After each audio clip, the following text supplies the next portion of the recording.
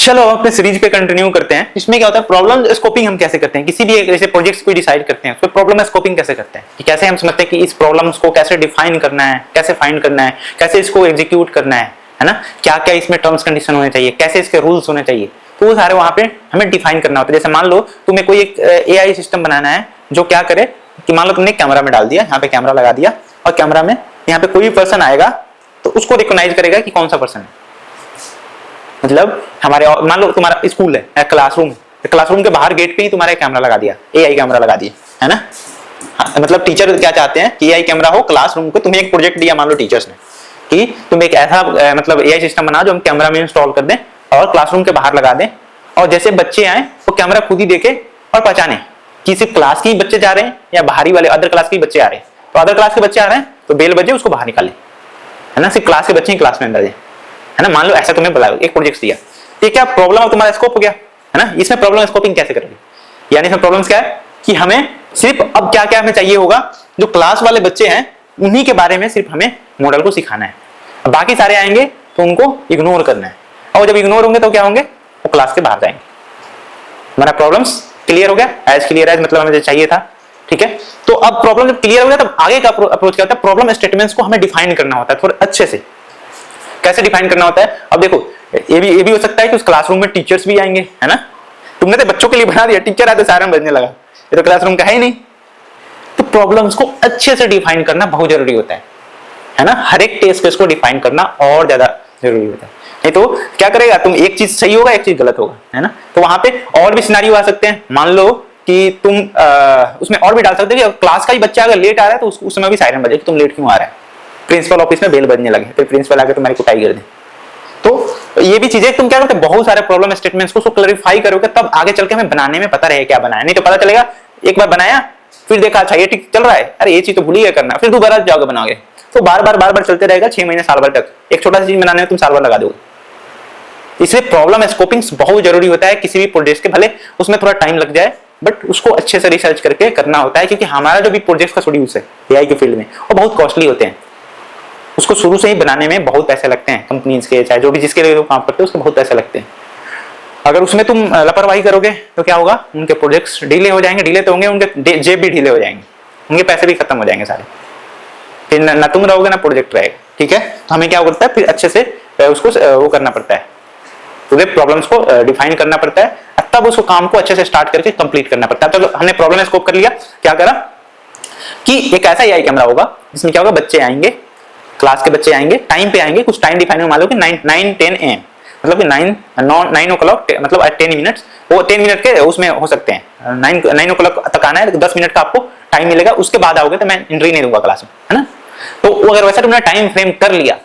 उसके बाद अगर कोई क्लासरूम का भी बच्चा आ रहा है तो उसको कैमरा क्या करेगी, साइरन बजाएगी, कहाँ पे, प्रिंसिपल के ऑफिस में, फिर उन्हें कान पकड़ के ले जाएंगे ऑफिस में। तो वहां पे क्या होगा, वहां पे तुम्हारा ये भी एक टेस्ट केस आ गया। अगर टीचर आ रहा है वो भी क्लासरूम के असाइन टीचर तो स्कूल में तुम्हारे बहुत सारे होंगे, है ना, कि तुम्हारे सिर्फ क्लासरूम के टीचर आ रहे हैं तभी ना बजे, बाहरी कोई टीचर आ रहा है तो बजे, यानी वैसे बाहर वाले टीचर ना के टाइम पास ना करे, है ना। तो वो सारा टेस्ट कैसे डिफाइन करने किसमें आता है, प्रॉब्लम स्कोप में। हमारा प्रॉब्लम्स क्या है, करंटली प्रॉब्लम क्या था कि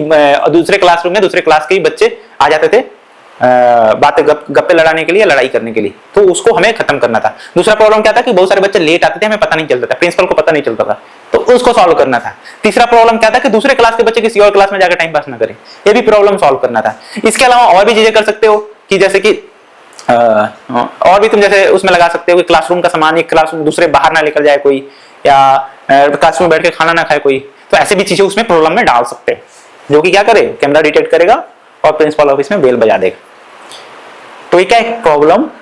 हमारा पूरा क्लैरिफाई हो गया। वही अब देखो प्रॉब्लम स्टेटमेंट में क्या होगा कि वही जो तुम्हें प्रॉब्लम हमने डिफाइन करा था कि क्या क्या जरूरी था, अब उसको हमने क्लियरली लिख लिया, अब हमारा प्रॉब्लम फिक्स हो गया कि हाँ मुझे ये चीज चाहिए हमारे जो एआई सिक्योरिटी कैमरा है उसमें। समझ गया, प्रॉब्लम स्टेटमेंट हमें मिल गया। क्या क्या प्रॉब्लम स्टेटमेंट मिला, पहला स्टेटमेंट इस एग्जांपल में क्या मिला, अलग अलग एग्जांपल में अलग अलग प्रॉब्लम स्टेटमेंट बन सकते हैं, बट ये एआई कैमरा वाले केस में क्या मिला हमें, पहला मिला कि हमारे क्लासरूम के बच्चे ही सिर्फ उस क्लासरूम में आने चाहिए, दूसरा कोई आएगा दूसरे क्लासरूम का आएगा तो वहां पे क्या सायरन बजेगा, कहां पे, तुम्हारे प्रिंसिपल के ऑफिस में बेल बजेगा, ठीक है। या दूसरे बच्चे क्लासरूम का बच्चे, ये भी हो सकता है दूसरे क्लासरूम का बच्चे हो या स्कूल के ही बच्चे ना हो, अननोन बच्चे हो, तो एंट्री ना कर पाए, ठीक है, क्लासरूम के अंदर में, या सिर्फ हमारे क्लासरूम के टीचर अंदर आ पाए, वो भी अपने टाइम पे।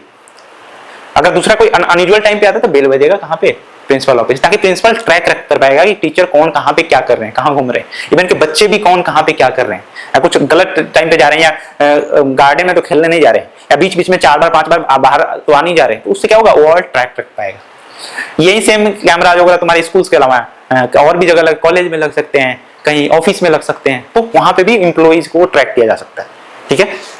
तो ये क्या क्लियर, हमारे पास क्या हो गया, प्रॉब्लम हमारा डिफाइन हो चुका है, और उसका हम सॉल्यूशंस भी क्या बनाने वाले वो भी डिफाइन करके हमने अब तैयार कर लिया हुआ है। ठीक है, अब चलो आगे देखते हैं कि आगे क्या करना है। देखो,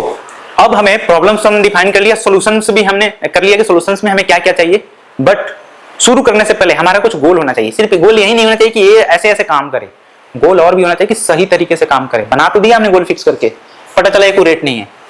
एक्यूरेट होना चाहिए। पता चला अपने क्लास वाले ही बंदे आ रहे हैं लेकिन उसको सायरन बजाया जा रहा है, बेल बजाया जा रहा है ना,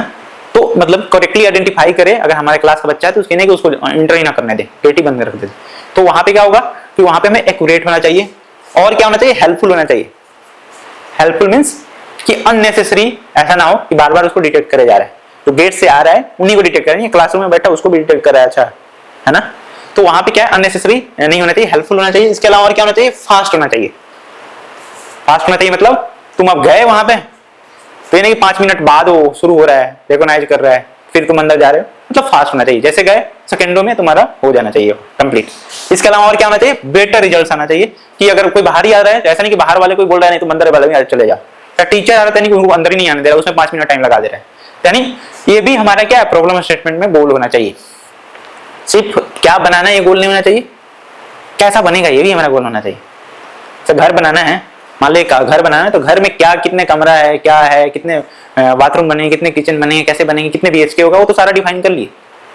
बट कैसे बनेगा, किस क्वालिटी का बनेगा, है ना, मतलब कि कौन सा सीमेंट यूज करोगे, मजबूत वाला करोगे या कैसा करोगे, या छत बनवाओगे तो छत में कैसे, मतलब कितने इंच का वो रखोगे,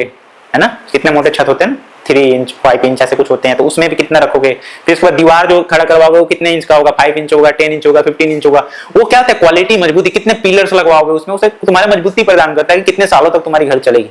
है ना। उसी तरह तुम कार खरीदते हो तो कार में क्या होता है, क्या देखते हो कि कार में कितना स्पीड दे सकता है, कितना माइलेज देता है, कैसे देता है, तो सारी चीजें क्या होता है, उसके हम क्वालिटी को देखते हैं। सिर्फ देखते हैं कार 4 व्हीलर है और इसमें 5 लोग बैठ सकते हैं तो मैंने ले लिया, ऐसे थोड़ी ले लेते हैं, उसमें और चीजें देखते हैं ना, उससे क्वालिटीज को भी देखते हैं। तो हमें क्वालिटीज को भी इसमें भी ध्यान देना पड़ता है। फिर मान के चलो एक मशीन ही है, उसके अंदर में दिमाग डाल रहे हैं हम,